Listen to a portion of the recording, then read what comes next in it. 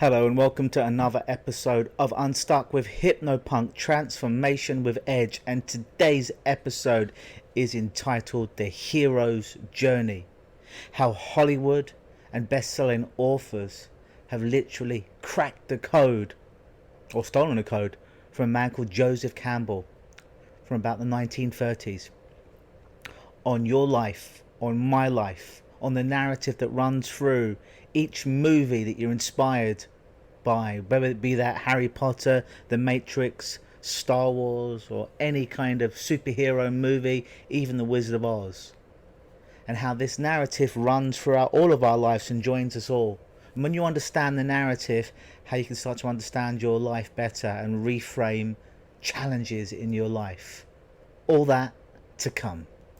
As always, I'd like to give a big shout out for those who have left their 5-star reviews. You remember I love those on Google Play, on iTunes, on Spotify, on YouTube, wherever you listen to this show. That's what lets me know that the word is getting out there. So please do subscribe to this show, do give it a like, and do share so we can continue to grow this audience.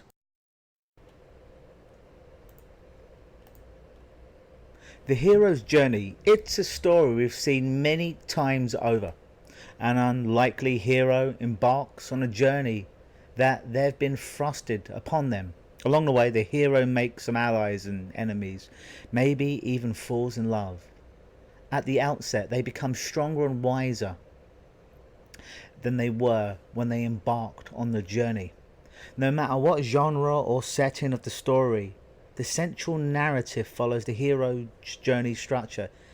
This is known in literature circles as the monomyth, or in pop culture as the hero's journey. Now, the hero's journey has 12 distinct phases. Now, I'm going to share these phases with you today in how I look at them when clients come to see me for personal change work, and I'm also going to detail them in 5 popular movies that are out there and show you how the hero's journey takes place in these movies. So the 12 steps in the hero's journey is step number 1, the ordinary world. The hero is introduced in their ordinary world. The mundane, ordinary world is presented in stark contrast with the special world that the hero will enter when they accept their quest. In Spider-Man, Peter Parker is introduced as a regular, nerdy teenager from Queens, up in Queens, New York. Quite the opposite of the kick-ass crime stopper and neighborhood best friend called Spider-Man that he becomes. Number 2, step 2 is the call to action. The initiating incident of the story takes place. The hero is introduced to the challenge or problem that their quest will seek to overcome. In Star Wars, the call to adventure comes in the form of Princess Leia's message delivered by R2-D2. Step 3 in the hero's journey is the refusal of the call. The hero hesitates to accept the call to adventure. This could be because they don't feel that they have the skills to take on the quest, or they don't want to leave the life they already know. They're in a comfort zone. In the Lord of the Rings trilogy, Frodo is reluctant to leave his comfortable and familiar life in the Shire in order to face the unknown dangers that await him on his journey. Step 4 in the hero's journey, meeting with the mentor. The hero meets a wise, usually older man or woman. The mentor guides the hero in gaining supplies and knowledge needed to embark on the adventure. However, the mentor can only go so far with the hero. In one of my favourite movies, The Matrix, this is where Neo meets Morpheus, who tells him to take the red pill or the blue pill. Step number 5 in the hero's journey narrative, crossing the first threshold. The hero commits wholeheartedly to the adventure and integrates it into the special world. There's no turning back from this point. In Spider-Man, Peter crosses the threshold when he catches the thief who killed dear old Uncle Ben and realises that he must use his powers to stop crime, because, as we all know, with great power comes great responsibility. Step 6 in the hero's journey: test allies and enemies. The hero explores the special world, faces trials and tribulations, makes friends and enemies along the way. In Harry Potter and the Philosopher's Stone, this is the part where Harry adjusts to life in the wizarding world, makes friends with Ron Weasley and Hermione Granger, and becomes enemies with Draco Malfoy. Listen, I've never watched Harry Potter, but I understand that this narrative runs through that movie as well. So I may have mispronounced some of those names. Remember, send your hate emails to mail@LUKEenosis.com. Step number 7 in the hero's journey: approach to the innermost cave. The hero draws closer to the centre of the story and that special world. Often, this innermost cave is where the objective or the elixir of the quest is hidden. The object of the quest may be an actual treasure or a symbolic achievement. The innermost cave takes the form of the Death Star in Star Wars. Luke and his companions must infiltrate the ship and save Leia. Number 8, the ordeal. The hero is pushed to the brink of death or loss and faces the greatest challenge yet. It is through this struggle that the hero experiences a process of death and rebirth. Figuratively or literally, in The Lion King, Simba's ordeal means he must face the guilt he feels for his father's death and reclaim his right to Pride Rock, which has been taken over by Scar. Step number 9 on the hero's journey is the reward. The hero experiences the consequences of surviving death, again figuratively or literally, and retrieves the object of their quest. It's often at this point that the hero has a love scene with their love interest and reconciles with their enemies. In Harry Potter and the Philosopher's Stone, Harry passes the obstacles barring the Philosopher's Stone and discovers the stone has appeared in his pocket. Number 10, the road back. The hero returns to the ordinary world or continues onwards to an ultimate destination, but their trials aren't over just yet. They are often pushed by a vengeful force that they must face, or pursued by a vengeful force that they must face. In the Lord of the Rings trilogy, this is where Gollum confronts Frodo at the ledge of the volcano and tries to take the ring back from him. 11, the resurrection. The hero emerges from the special world fundamentally changed by their experiences. In The Lion King, Simba learns the truth that it was Scar who orchestrated Mustafa's death, and Simba throws Scar of Pride Rock in order to reclaim his place, his rightful place in that Disney kingdom as king. 12, the final step, the return with the elixir. The hero brings with them the object of their quest, which they use to better the ordinary world in some way, whether it's through knowledge, a cure, or some form of protection. In the Matrix, armed with knowledge of the truth, Neo delivers a message to the Matrix that will save humanity. Now, this narrative runs through just about every movie and every book you can imagine out there. And also, through people's process to overcome, this is a narrative that's been modelled on many, many coaches over time by the gentleman who developed this, Joseph Campbell. He noticed that in every single culture, whether they spoke English or not, this was a narrative that would run through their stories. So how would you apply the hero's journey to your own life, or how does it apply to the kind of clients I see? Well, let's look back at the stage number 1, which is the ordinary world. So when I put this in the context of people coming to see me, it's a bit like this. Step number 1, the ordinary world. The client has a problem, but they don't realise it just yet. So it's like that scene in the Matrix where Morpheus says to Neo, when Neo says to Morpheus, I've always knew that something was wrong, and like there was a splinter in my brain.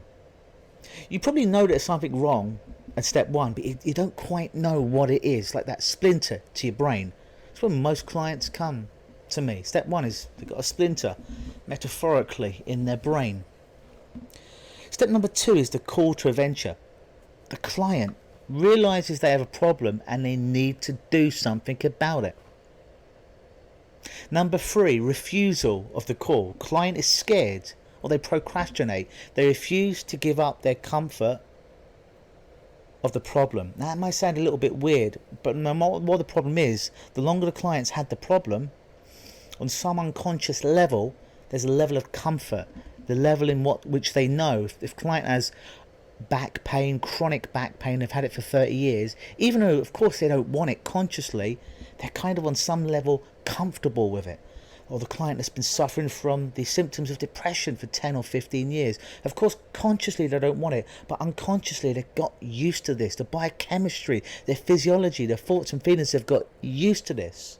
And the fear of the unknown is, what is it if I give this up? What will I lose? Number four, meeting with the mentor. Client meets with me. They give me a call. We have the screening. Or they come in for a session and they gain insight and tools to change their problem. Stage number five, crossing the first threshold. The client commits wholeheartedly to the work with me, to the work with themselves, to the session. And they realise there's no turning back. They've got to do whatever it takes, as long as it is safe and ethical and non-fattening. Number six, tests. Allies, enemies. The client is tested by the universe, friends, families, demons, and faces trials. I.e., they go back, they leave the session, the client come in and they're a non-smoker, and they came in and they wanted a cigarette, their craving was a 10 out of 10, they leave it to 0 out of 10. And then suddenly their friends are like, oh, you went for that hypnosis? Does that stuff really work? Implying a suggestion that it didn't work. And the client then has to start to, did it work? I'm not sure. Starts to unravel potentially what happened. Another example is the client that has some kind of addiction. They come in, we wipe out the addiction. Yet they go back into the same circle of friends that have that same addiction. And their friends are tempting them like the demon back into that addiction. Not necessarily because their friends are bad people and they want to hurt them, but they just don't want to lose their friend, and their connection is that addiction, whether that be weed, whether that be cocaine, heroin, alcohol, whatever it is. Number seven, approach to the innermost cave. The client gets closer to the goal, gets closer to their work, whether that be letting go of the anxiety, dissolving the depression, curing the chronic pain, or deleting the addiction. Getting closer to that transformation, a symbolic achievement. An example of this again is a client that came in and they were scared of spiders. Even if they saw a spider on a TV screen, a computer screen, a tablet screen, they got terrified. 10 out of 10 fear. Then suddenly one day they're looking through their Facebook feed and someone's posted a potentially scary picture of a big tarantula with hairy legs, and the client no longer responds to the way they used to. Now the spider is not on their hands, but they used to respond to it on the screen. It didn't need to be in their hands, but they no longer have that fear response. Number 8, the ordeal. The client is pushed to the edge and faces the greatest challenge. The client comes out of the darkness and experiences the pain or reimagines the problem. That might be halfway into a session, potentially, with me. They get into a little bit of darkness. Their shadow, as Carl Jung said, comes up. Some uncomfortable stuff comes up. They don't want to think about it. They don't want to experience it. They're not coming to me because they want to feel more discomfort. But what I say to my clients, to the level of which they can allow themselves to go there in a safe environment of a session with me and the work we're doing, the level at which they can associate to that pain there is the level at which they can let go of it and be free of it once and for all. Number 9, the reward. The client survives this and realizes that they can do this. They can look at that picture of a tarantula. Maybe if they can see the picture of the tarantula, maybe they could see one in someone else's hand close to them. Perhaps they could just pet it with their finger. Perhaps they could even have it on their hand. But there's faith there. They know that they can do this.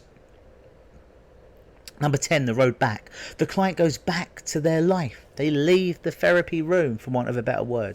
And they're confronted with the past, triggers, people they must face, whether that be family members, exes, old partners, friends, people that were a part of the problem.